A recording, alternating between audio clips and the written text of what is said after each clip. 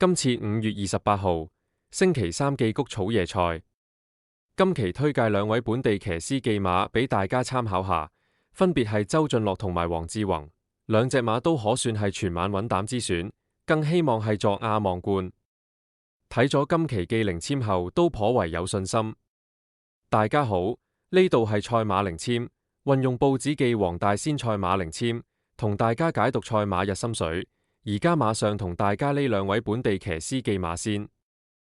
第6場，第4班1200米草地。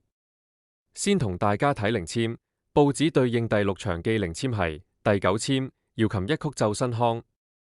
領籤講嘅意思係有天時地利人和之意，凡事都稱心如意。天時地利人和有如節奏一樣，有規律地表現出來。而領籤亦都講明彈奏姚琴為音樂，故此第一隻先選周俊樂沈集成記4號好節拍。其次配腳方面，雖為熱門，亦都推介俾大家。第一隻係2號勁進非凡，第二隻係3號智勝攻略。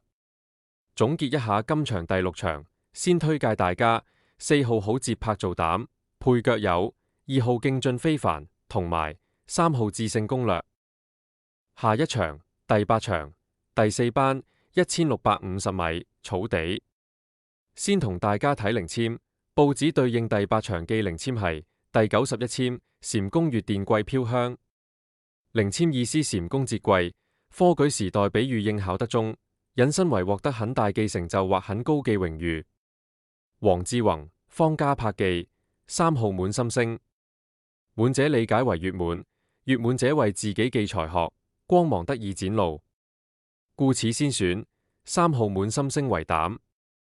其次配腳方面，亦有兩隻馬推介大家，分別為田泰安、尤達榮5號奮鬥輝煌。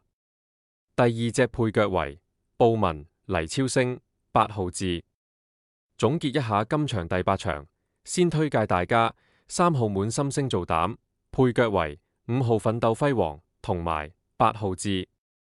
最後祝各位朋友好運。